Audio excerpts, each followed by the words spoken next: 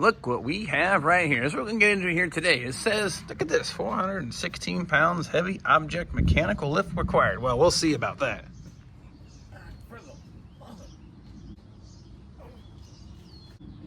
For the love of God.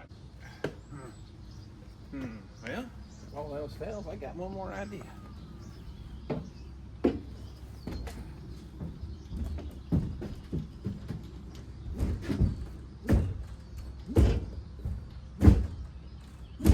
No tire changes were harmed in the filming of this video. All right, hey, what's in the box? That's the question we've all been asking. Maybe not the four-letter word you're thinking of, but it is a four-letter word that starts with the word tire.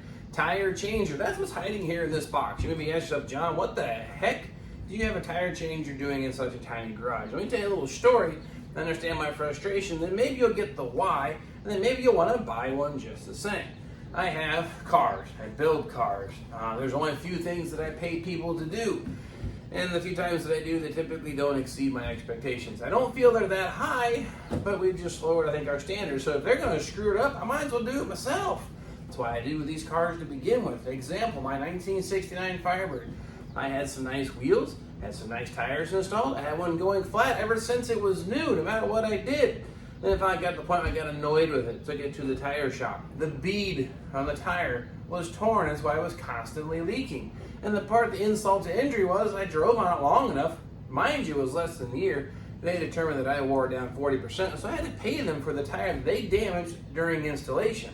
And then when I asked them nicely to be considerate of my car and the fancy wheels that are on it, use extra care not to damage them, guess what? They totally let me down again. Scratched the heck out of my wheels. So I figured, why the heck would I pay for that crap again when I can use this thing right here? Now, is it any good? I have no idea. The box is kind of cool to sit on and kind of kick around, but what we're going to get into today is taking this out of the box, setting it up, and giving it a go, and see if I can safely or accurately mount a 17-inch tire and wheel, possibly, if everything goes well. So that's what we're going to do today. We're going to check out the Bilt Hard brand, Weize name, rim clamp style tire changer here in my little tiny garage. So check this out. All right, so here's the car in question we were talking about. This is my 1969 Firebird, looking like a Trans Am. Again, I had some wheels and tires changed around. I know it's not the end of the world, but I'm just not happy. You can see the scratch or the chunk missing out of the edge of the rim.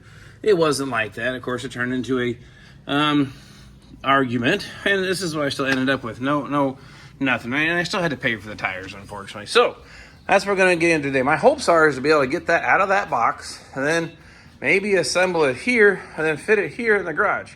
Might be dreaming, but we're going to find out. So first things first, I'm going to pop the top and see what's inside. Okay, here we go. We got to bend these little metal tabs up. So I need to find Richard's pry bar, and then we can pop those open. But I can't find Richard, but I found little Richard right here, so this ought to work just fine.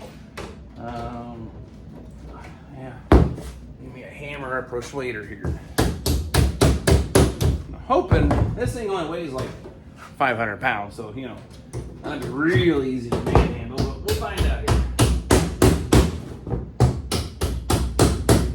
I was able to get it out of the truck without injuring myself or hopefully the contents of this crate.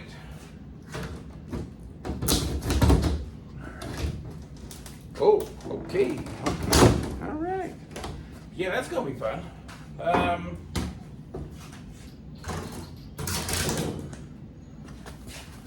Okay. It's like a Christmas present to me. Well, it appears we can take the sides off this crate. I'm going to work on taking those off. We can drag this thing out.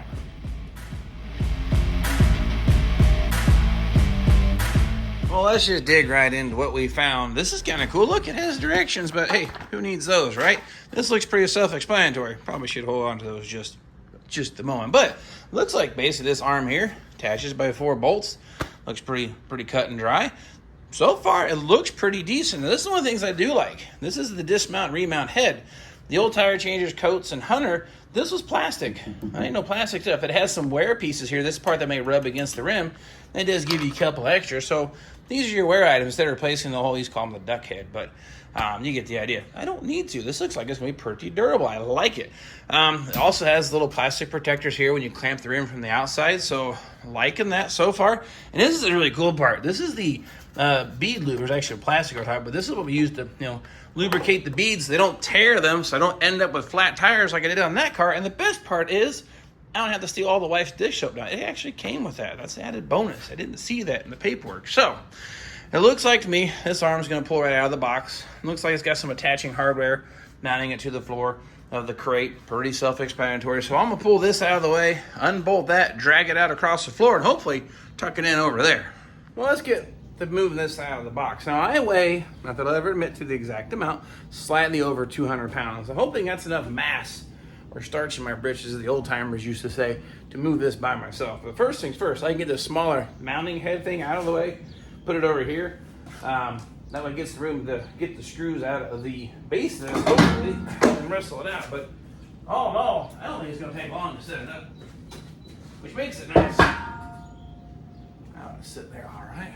Now, let's see what we got for hardware. Oh, turns by hand. Cool, it even comes with a pressure regulator, an oiler.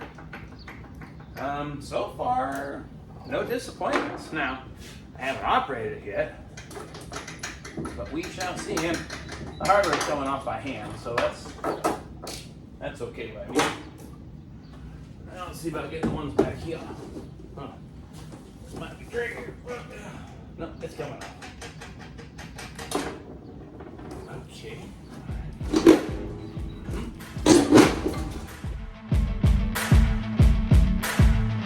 Before I drag this to its final resting place, I think we need to put this thing together and give it a go, because I got to drag it over there and get it positioned just right to get enough room between the side of the car and the garage. It will fit, but it's going to be close. So that's not as permanent at home, but we'll talk about the permanent home later, but that's just kind of where I think I'm going to put it for now. Assembly. Didn't read the directions, but I think it's self-explanatory. 1, 2, 3, 4 bolts. Bolt the mass section there onto it here. Torque those down to 11 billion foot-pounds. And then hook up the 110 volt wire. Then hook up some air to it. Ooh, it comes with a nipple. Wow, check that out. So that's simple as that. 4 bolts, plug it in, and hook up the air. And this thing should be operational.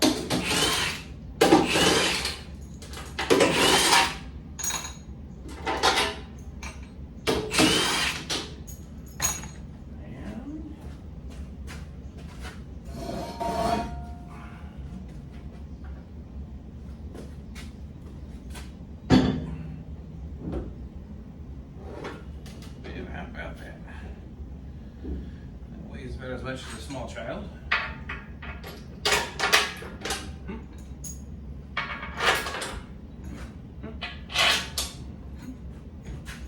And gotta make the noise. Okay.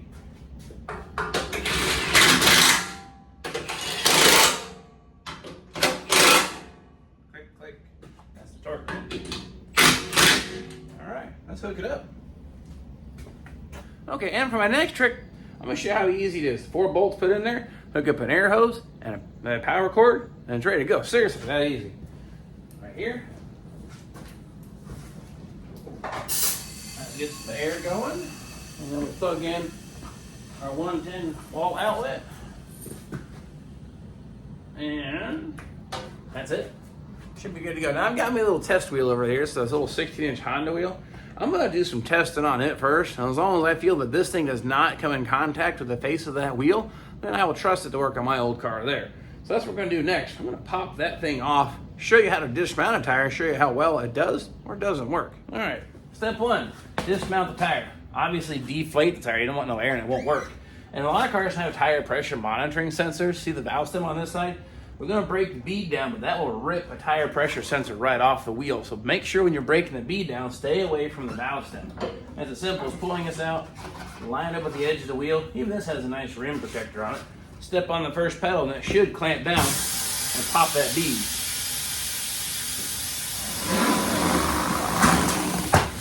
Yep, bingo. That's pretty good. One pass. All right, I'm going to do the same thing here to the back bead. Line it up.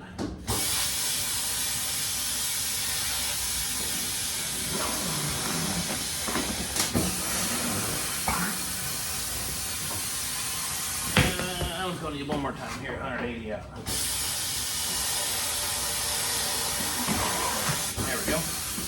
Now my beads have been popped. Throw it up here on the rim clamp, and then we gotta choose. You can either clamp it like these will expand out and clamp the inside of the rim, or I can bring them in and hook the wheel. So if you don't want any marks or marring on the inside of your wheel, you can adjust these clamps differently. Now we have two options. You see those little knurled little barbs in all four of these? We can actually run these out and it'll grab the inside of the rim, but you'll actually make those small impressions on the wheel. That's option one. Or option two is you run these all the way out, drop the rim on, and then these hooks will grab the wheel around the lip that the tire mounts on. That's going to do less damage to the rim. So this is something you want to not mar up the inside of the wheel. Like what I'm talking about is this face here of the rim. If you don't want those little indentions on this side of the wheel, clamp it from the outside. But in this case, I don't care about this rim. So we're going to go this way first.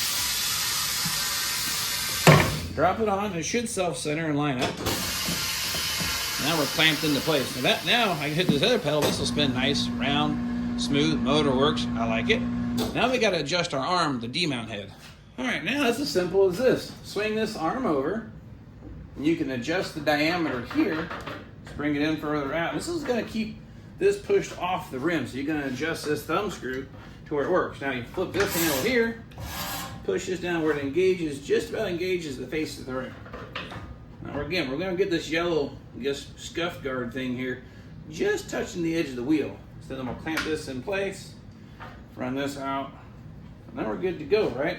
The other thing, back to that tire pressure monitoring system, pop it off the valve stem first. That way the bead doesn't fall down the drop center. The next step will be, then we take our little tire fryer thingy here, hook inside here, push this side down, pops the bead in the drop center, and there we go. Then we just gotta spin this thing around. Should walk that thing right off. Wow, okay. Now, we'll do the same thing with the second bead. I'm just pretending that it has tire pressure monitoring sensor, so I'm gonna bring the valve stem back around here again. Not necessary because this car doesn't have it, but just good practice. And then, disgusting. This tire is full of nasty, probably fix-a-flat, but there you be. It is off. So there you have it, tire removed. I don't feel that I hit that rim whatsoever. Came off pretty clean. Even here, I don't have any really scuff marks, just dirt from that. Looks like they put some bead sealers, like a rubber cement on the wheel, trying to get it to seal up. So this tire has had some issues in the past, but I would give that a passing grade. Feeling pretty confident with it. Like I said, I've used the Coates machines and Hunter rim clamp style machines in the past. This is super comparable, except for way less money. You could buy this machine for what it costs or a set of tires for that car. So put that in the equation. Check out the price on tires if you bought them yourself and mounted them. Now, of course, you could buy a balancer too. Maybe I'll get one of those in the future, but that's the only thing else you would need to do some tire work at home. But let's go ahead and mount this thing back on, make sure it goes on just as nice. All right, now to put it back on is similar to taking it off. Get some bead lube here. Remember to use some bead lubrication because they didn't on my car. Maybe I should show them this video when it's done how to mount tires. That way they don't tear up any more daggum tires and wheels. Now, same thing. When you go to put the tire on, let's call this the drop center. This bead has to drop into there. If they had a tire pressure monitoring item here, it would shear it off. So you need to time it right where you don't tear that off there. So you might want to get it where it finishes at the valve stem instead of starting at the valve stem. Now this should still be the same adjustment. So I like to cheat just a little bit. My valve stem is right here. So as I walk it around, that should be the part that mounts up last. Cool. Now, go around here again. Get it where the valve stem mounts up last. Keep this pushed down, and they call that the drop center. It should walk right on. Bam. Now all we gotta do is air it up. Now the cool part is, it comes with an inflator already hooked right up into it. Clamp on here. Now you gotta add some air. Hopefully it'll mount up. What I don't see is some of these tire changers have an air blaster on the 4 feet to help seat the beads. This doesn't have that. So it might be tricky to mount up some of your tires. But this one, we're gonna go right on. Airing right up. Now again, there's some recommendations. Don't exceed like 40 PSI when seating the beads. You saw those both pop pretty quick. So I think we're gonna be okay. but you get the idea. Air the thing up. Now, if you have problems inflating it, there's other things you can buy to help, but that worked out okay. So if you have those really wide rims and those really skinny tires, you're gonna need some help getting them out of it. This one, not a problem at all. I think for the majority of modern cars, you're probably okay without that air blaster. I don't know. I haven't worked in a tire shop for over 15 years, but as you can tell, I had a little experience. I used to do this. So anyway, you now see this tire changer works. Easy setup. And I'm going to use the heck out of this thing. I actually kind of really think this was a good idea. So there you have it. This might have sounded like an advertisement because, well, it kind of was. I got a fairly good deal on this tire changer. But even then, you buying it outright, you can use, if you look in the video description, there's a link to these here, and you could purchase it at a discount. Plus, I get credit for maybe selling them, but maybe influence them to help me out with the balancer. That's just a dream. No worries about that. But I want you to consider this, though. What this costs, if you have kids, it's going to pay for itself. Let me explain. My crap plant right there, Chevy Avalanche. About 10 years ago, I bought 4 tires that paid for them installed. I think it was about $1,200. Granted, that was Bridgestone, but you could buy tires online for roughly over $100 a piece. Mount them yourself. You still have to have them balanced, or unless you purchase the balancer, but you could be money ahead. So a couple, 2, 3 sets of tires, this has already paid for itself. I know it's kind of weird justification, or like in my case here, I don't want no one else touching that car ever again. Horribly disappointed. You damaged $200 wheel. I had to spend another $300 on tires that I already purchased and argued with them. They tore the bead by not properly mounting it. Come on now. So, I mean, I would have bought this a long time ago. I could possibly actually be money ahead. Not to mention, it's kind of cool to have and fun to play with. So, again, this is a Bilt Hard company. Weize was the brand of this tire changer. The link's in the description. You want one? Check it out. If you don't like it, no worries. Hope you found this kind of educational fun, or hey, maybe what you don't ever want to do. But I thought this was kind of cool, a trip down memory lane. Like I said, I haven't used a tire changer personally. I've been out of the tire business over 15 years. I think I used one about 11 or 12 years ago for a car I used to have, but I don't remember. But nonetheless, this machine exceeds my expectations, especially for the price. I don't know if it would work for industrial. It might. Commercial use, I meant, like all day long. But the only thing I don't know that I really love, I wish they had the inflators underneath that blast the beads in the situation where some of the wheels are kind of tough to get seated. But that's your older cars. They have those taller sidewalls. These lower sidewall tires, I don't know if you'll even have a problem with them. So anyway, appreciate you following me, playing in the garage. You want to see me building this car, tinkering with that car, another advertising plug for my channel, please subscribe. Of course, if you want one of these, check out the video link and tell me how you think or what you thought, or any questions. Definitely hit me up in the comments just the same. So appreciate you following me. I'm playing here in a little tiny vinyl village garage, and we'll catch you all next time. For those of you that are actually concerned, it's empty. I was just messing with you. So let's get on with the video. All right, seriously, here's how I got this thing out here. I used my engine hoist, picked it up out of the bed of the truck, had to back it in far enough to get the boom to clear the garage door, but we got it off here. Single chain, so it's actually relatively balanced inside that pallet. So I wouldn't necessarily guarantee that every time. And surprisingly, the chain didn't crush the top completely in, but it was starting to buckle here a little bit. So this is a little sketchy, but this is how we do things here. Next thing is next. Get this thing out of that box and see what kind of prize is inside.